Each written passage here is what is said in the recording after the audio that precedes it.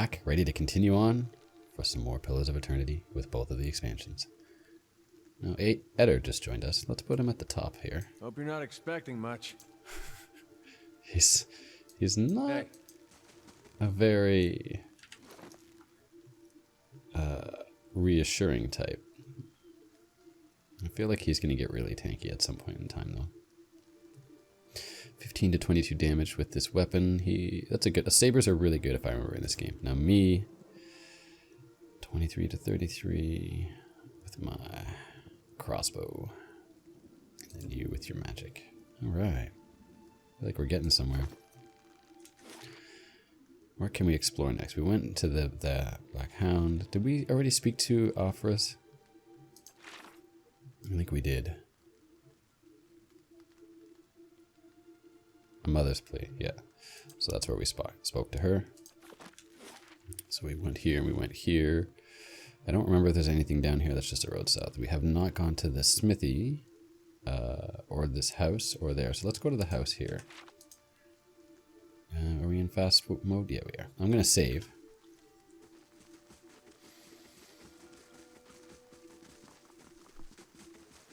Oh, these are the role-playing games that I grew up to, these isometric ones with the deep story and the hand-painted background. They just create so much nostalgia when I play them. It's like, reminds me of playing Dungeons & Dragons. I think this is the guy we saw on the road. This man and woman appear to have been in deep conversation, working at closing two bulging satchels. They move to embrace until the woman notices you approaching and pausing. Her smile falters a little. Greetings. Can I help you? Do you know this man? She looks at her companion, brows furrowed with confusion. Yes, I think I met in the Valewood. I warned him about the bear. He inclines his head. Glad to see you made it. Was there something else you wanted? You two are in good spirits for someone who just lost a friend? That's unkind of you to say. I'm grieving for my husband. In my fashion, I'm only sorry I could not convince him to leave Gilded Vale before this happened. I'm relieved to be rid of this terrible place, that's all. It cost me a greater part of my life, and now my husband, and I'm glad to be free. Alright, I'll get out of here. This would be stealing, probably, right? Doesn't say it would be stealing. I'm gonna save. I just want to see if it's theft. Apparently it's not. Thanks for your stuff, the Deerwood. I don't know if I'm going to read the actual stories. Maybe at the very end, I'll dedicate an episode to just reading them all. But there's so much reading already involved in this game. I'm going along, not stopping and reading the book. But I do appreciate the writing. I might go back and check out that bear cave before we go anywhere significant. Now that I have a few people with me, we could probably handle a bear. We know there's more grain in there, Trumbull. We won't settle for scraps while you grow fat on our crops. A muffled shouting emerges from inside the mill. The first one of you drunkards comes through that door gets a shot between the eyes. Gods hear me, Swainer. I'll put you down like a dog. Come away for now, lads, but we'll be back. Trumbull, and we'll have fair prices, or by the flame, we'll have a reckoning. I have to sneeze, I think.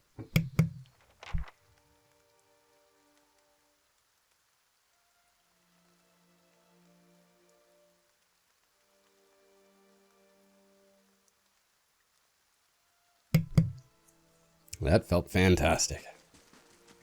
So there's something going on with the grain prices, where the farmers are being charged too much for the processed grain, and they're rebelling, drunkenly rebelling.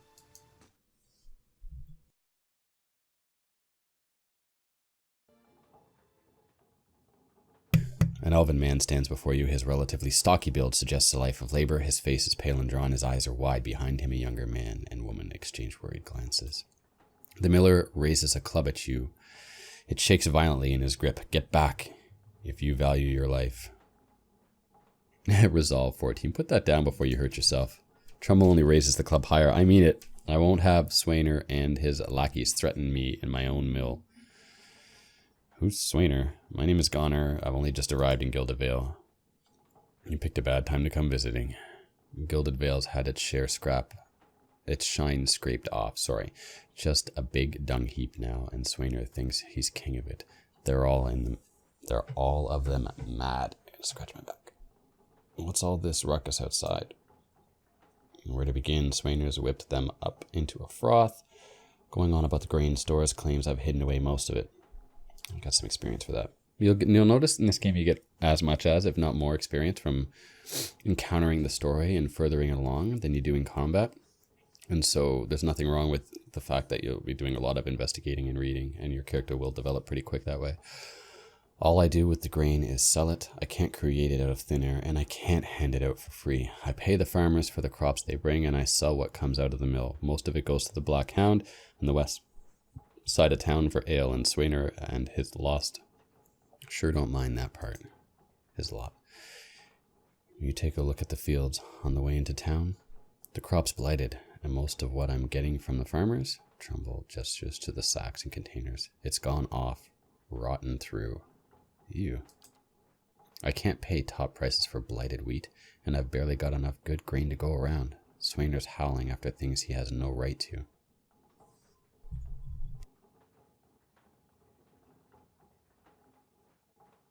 So I think he's lying, and I'm going to use my resolve for the conversation. If you don't want those people in here with torches, maybe you ought to stop lying to me. Trumbull blinks, taken aback. I'm not... Look, it's no lie. The stores really are low, and with so little grain going around, I had to raise the prices for some people. For some people? Hey! There are folk in this town that deserve far better than Swainer and his lot, people who have done more for Gilded Vale. Swainer's people are farmers. They gathered the grain for you. They sure didn't mind losing that grain when it was going into the drinks at the inn. They don't make like kind neighbors when they insult my son, go stumbling drunk through my own crops. You think they're the only ones that need to eat? Now crops are sick and the wind's too weak to get the windmill turning. Our village's children are born as empty shells. That's not my doing. This place is cursed, and Swainer and the others haven't done a thing to help the rest of us through this lean season. Maybe I had to go talk to him. Is your self-righteousness worth losing your family over? Trumbull opens his mouth in protest, but his expression shifts into resignation. Well, before he finally nods and speaks. Okay, well before. Yeah, there was no comma there. You're right, he says. I've been trying to plan for the future, but we're in danger here and now. Fine, tell Swainer and the others that I've reconsidered. Provided he pays the same as everyone else, he's welcome to his fair share. And let's hope he can trade for supplies real soon, or we'll be in a bad way, Gilded Vale Miner positive. So I didn't do it that way last time. Last time I spoke on this guy's behalf.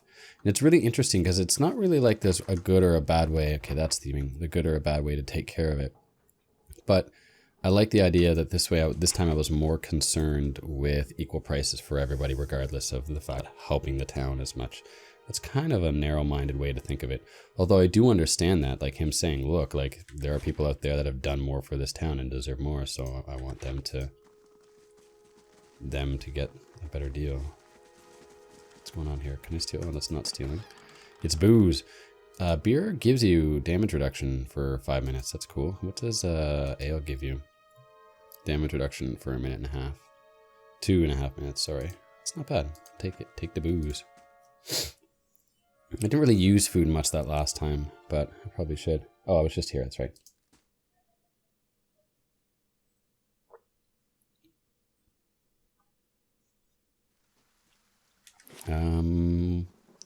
So before I go back and tell them that I think they're probably drunk at the inn, that the grain prices are equal, I'm going to check out the smithy. Maybe I can sell some stuff. And then I'm going to go to the bike and clear out that bear so that other people don't have to worry about it. This guy's smoking. Probably everything here is theft, theft, theft. Although I bet you could steal. Oh, that's not theft. Oh, cool. Let's go check it out.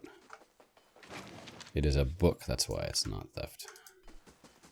Okay. Who are these guys? Okay, so see the name Harlan and Dugan. See how the names are gold? that means that those are names chosen by backers, because this was kickstarted. And not only did they back enough that they gave enough money that they get a character with a name in it, but they actually get a story. So I'm a watcher who can see past lives. And if I go up and talk to one of these guys and reach out for the soul, as you near, you feel a vibrant history, and you'll get this every single time. And then you can reach out for the soul and you can read a story, a very interesting, well-read story that's mostly, it's lore friendly, but sometimes it could be a story of a fantasy. It's always a fantasy world. It can be a completely different world than the one we're in because it's past live. And that written story was one that the backer wrote himself. So that person who backed this game gets a little piece of the game, which is so cool. As someone who loves fiction, loves writing and reading, I think that's amazing. And I did read a lot of them my first playthrough. Tuatanu. This Amawa man is of an impressive build, towering above the countertop. His skin is the dusky blue of the deeper oceans, and his thick arms boast corded muscles. Small ear frame and square-jawed face, coated in smeared soot and arcing black tattoos alike. He offers you a broad smile as you approach. Welcome. You're the first new face I've seen in quite some time. What can I do for you? What do you have here?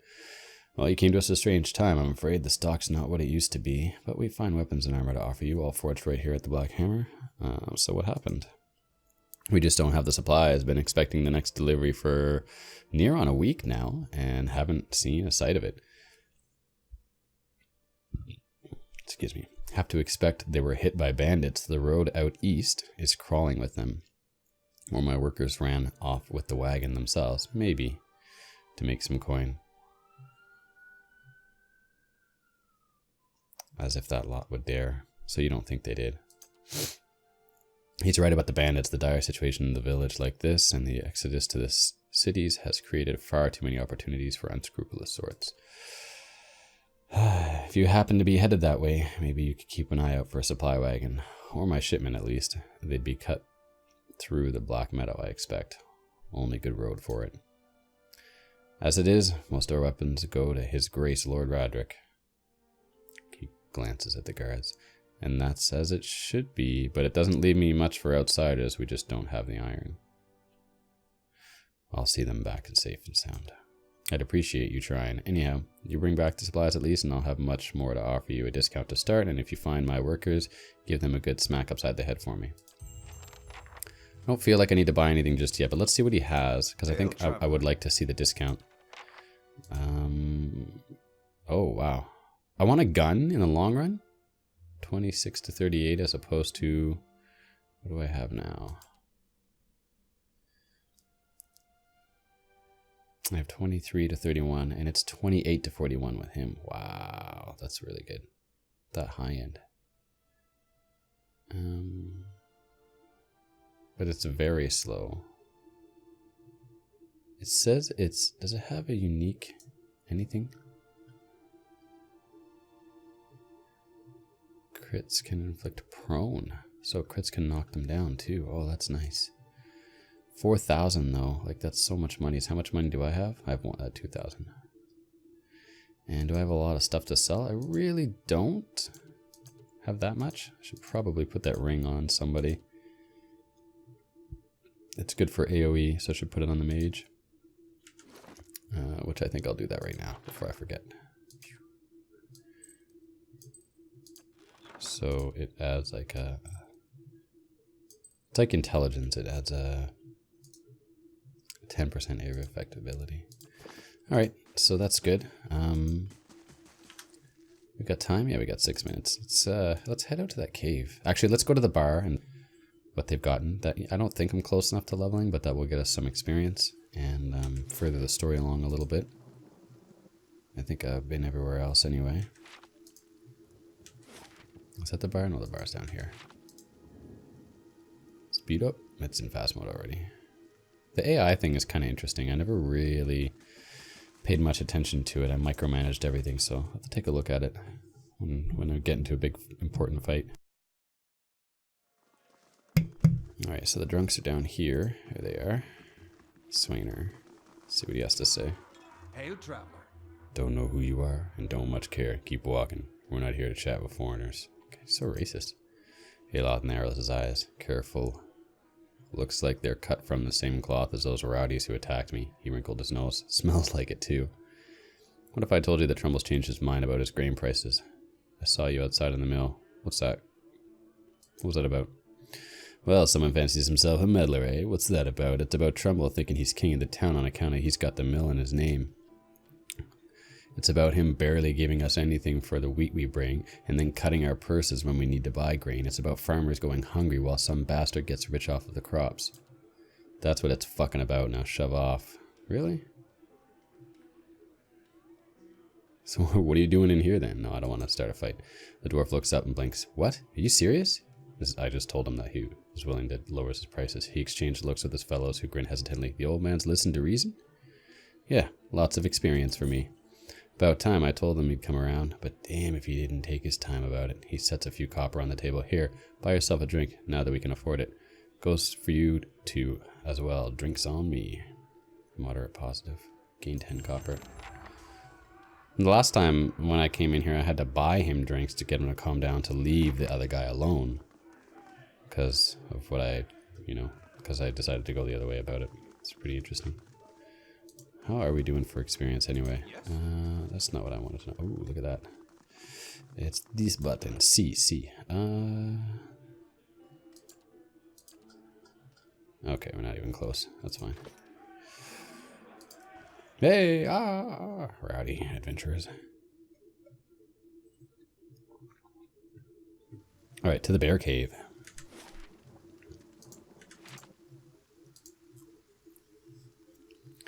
I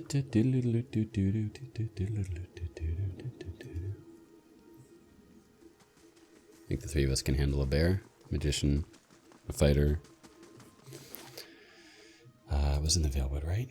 It's going to take us 8 hours to complete our journey. We should be fine. Oh, you know what I didn't do is I didn't check the actual and change the spells if I remember correctly. So why don't we do that right now? No? Maybe it's here? Journal, character sheet. Here we go. Is that it? Yeah. Okay. First level spells and second level. Well, we've only got one second level spell, so and you can't like memorize it multiple times. What am I a fan of mostly? Slicken for sure. That's just random damage. And that's good AoE, but it's a cone in front of you and it can sometimes hurt your friends. That's a touch spell, which you really don't want to use. Probably take it. You can't take 2 Slickens, can you? No. So, Wizard double for defense then, maybe. Now, can I actually cast that stuff, or do I have to...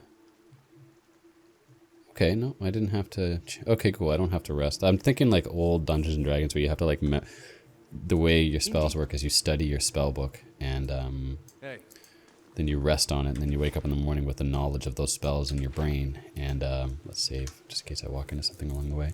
And then once you cast those spells, they disappear from your brain, you have to rest again. It was a really weird way of doing magic, and I don't quite understand the justification for it, but it's so old school and it's been around so long that a lot of D&D fans sort of just accept it as the norm. It's kind of strange. Alright. I'm here. Well, you're gonna stealth. What's the stealth button again? No. I think I have it set to I shall that be one. discreet. Hey. I hear something. Man, there's mushrooms. I don't know what there is. There's plants over here anyway. Cave coral. Let's save in case this fight gets... Oh, it's a dead body. Okay, that's right. There's the bear. I'm going to make you try to knock this bear down. Then you're going to wait and go there. And I'm going to wait and go there. Hey. Till you guys get it angry. Now you're going to cast... Do I want to cast or just want to attack? So I think there's like... Oh yeah, this ability here. You can sort of just do that. It doesn't hurt your allies. I can make you... Do a crippling strike to it. Let's do that. How may I help? Okay. Oh wow, you hit that thing hard. Half your life. Jeez, all that prep. Maybe. Gotta look at the difficulty level, maybe. Holy crap! What does this button do? Oh, that's exiting the cave. How did I hit that thing for 60 something?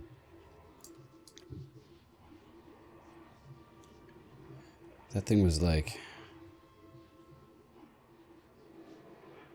crippling crits and okay, crippling strike and sneak attack together. Oof. Wow, that was amazing. Hey. I'm liking this sniper. Let's take his bear now. Let's look and see this dead body.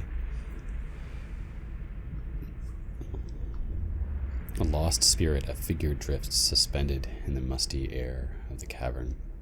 Its form and features blur and twist in cascading ripples of incandescence. You feel its energy eddying about your limbs, filling them with a heavy chill. Let's reach out. You reach out a hand for the spirit. In the moment of contact, you feel as if you have been struck a blow, head reeling as you tumble helplessly into a waiting darkness.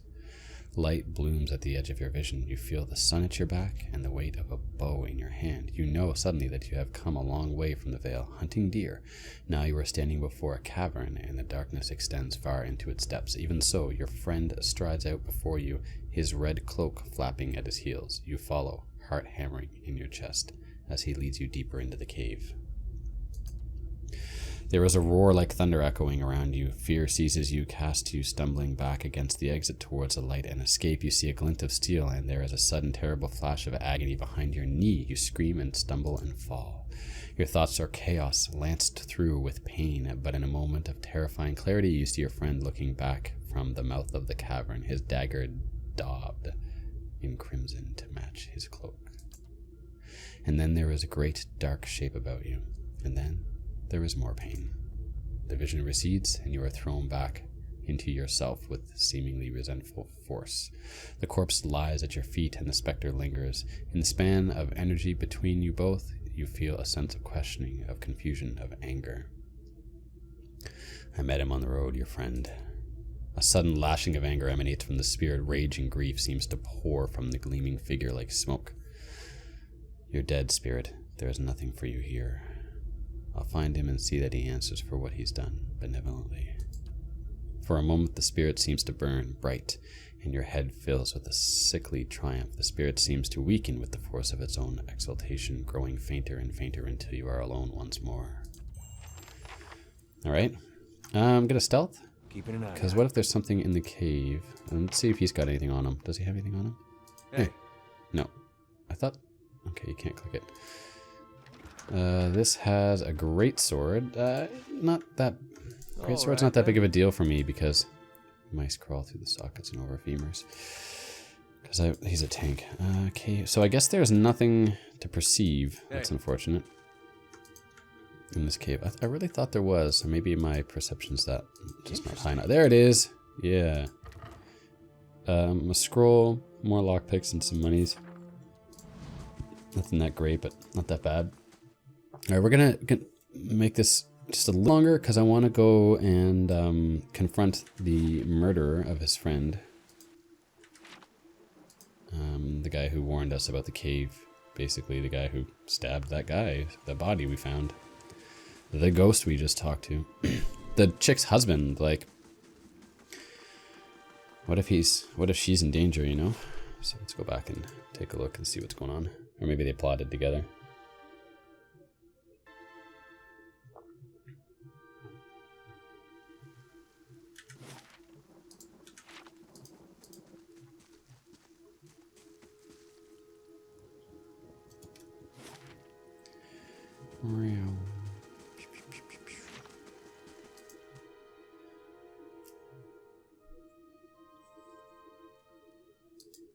Nonsense. Hello again, Ingroid smiles. I hope Gildevale has been kind to you. I know what really happened in the bear cave, Naughton. The color drains from Naughton's face. I don't know what you mean. I told you the truth of it. Are you accusing him of something? Ingrid looks to Naughton, touching his arm. If this is about the accident, we're both grieving Pearlie's loss, but it was a wild animal's doing. Naughton shakes his head minutely. You see it trembling in his hands. What would make you suggest such a thing? Tell him I have a vision. Use my resolve. Stop. I have no patience for cowards and liars. Yeah. I had a vision in the cave. I saw Pearlie's last moments. As he lived them, I saw you cut him with the knife. I don't know if I need the resolve, but let's do it. Stop. I have no patience for cowards and liars. Naughton flinches, but meets your gaze. After a moment, he sets his jaw and nods. Fine, I confess I did it. I saw that he'd never leave that cave. His hand falls to his sword belt, and I'll do it again. Naughton, wait.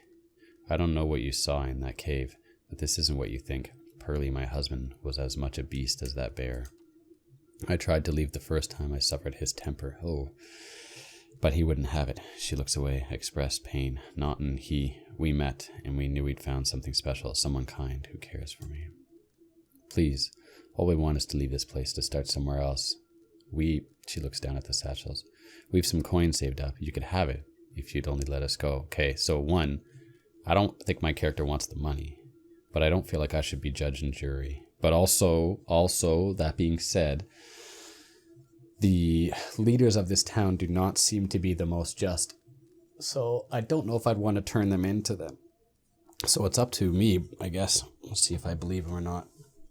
Sounds fair enough. Hand it over? Nope. No, whatever your reasons, you caused a man's death. I'm taking this to the magistrate. That's honest, but I don't trust the magistrate here. This place is like you show up in town and it's a bunch of bodies hanging. So Pearlie doesn't get a second chance. You two don't deserve one either. Oh my. I'm not that aggressive. Keep the money. Use it to start your new life. I don't need your coin. Get out of my sight. I'll be more benevolent. That seems to be along the character, and I've made that choice a few other times. Then thank you, truly. I'm glad you understand. Only here, take this at least. I hope it brings you luck. She looks to Naughton, smiling. We have a long journey ahead of us. And they leave. Moderate positive. You have gained an item. Minor ring of deflection added to your inventory.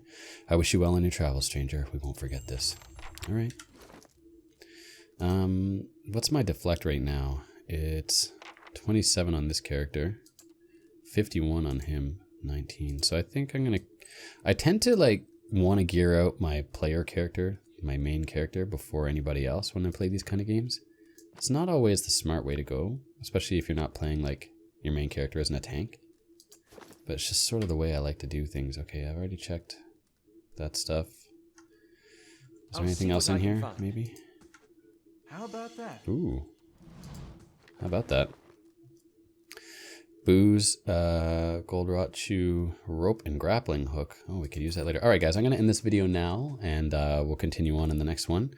Thanks so much. Love playing the game, and I will have lots more for you soon, I promise. If you have any questions or comments, leave them below, and don't forget to like the button and subscribe. Have yourself a great day. Thank you. Bye-bye.